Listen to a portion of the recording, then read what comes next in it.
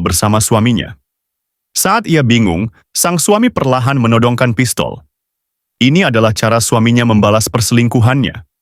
Ana ingin melarikan diri, tetapi tangannya terikat pada mayat suaminya. Ia berteriak minta tolong.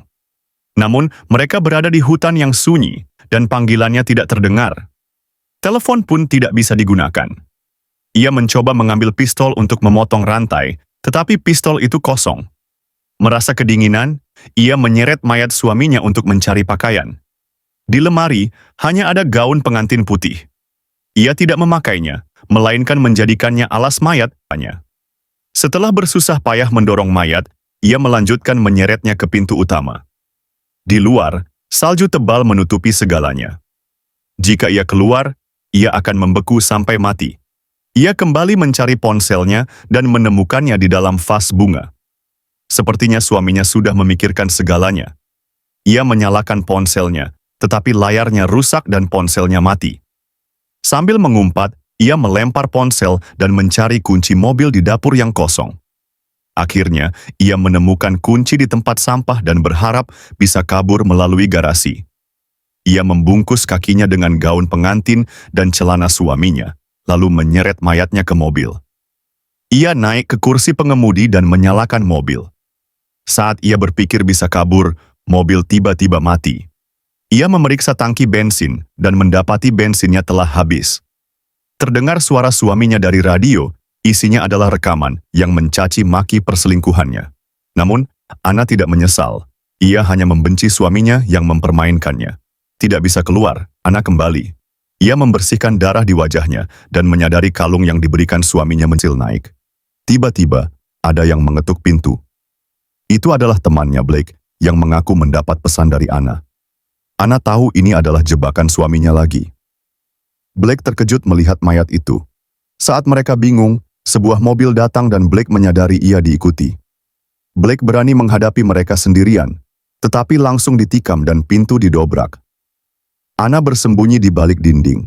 Pria itu masuk untuk mencari brankas dan melihat banyak darah, tetapi tidak menyadari Ana. Ana menyeret mayat keluar, dan jejaknya segera diketahui oleh anak buah pria itu. Mayat ke gudang kapal. Ia menemukan alat untuk memecahkan borgolnya, tetapi anak buah itu tiba. Ia bersembunyi dan anak buah itu terkejut melihat mayat itu dan berlari ketakutan. Anak buah itu memberitahu bosnya yang kembali ke gudang kapal. Bosnya melihat posisi tangan mayat yang aneh dan menemukan tali pengikat kapal. Ana sudah pergi. Mereka berdua terkejut karena yang darah, dan menyadari Ana tidak memakai sepatu sehingga tidak mungkin jauh.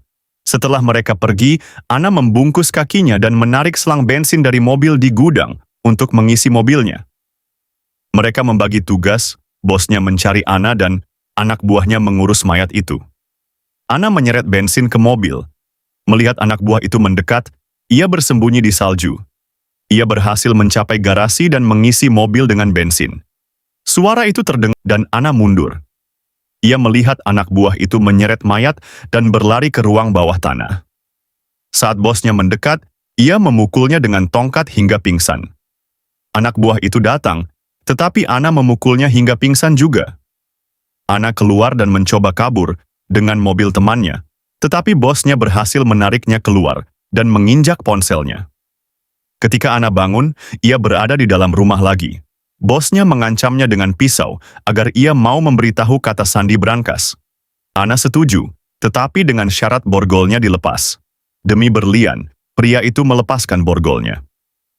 Brankas terbuka, tetapi di dalamnya tidak ada berlian, ambil pisau untuk membela diri.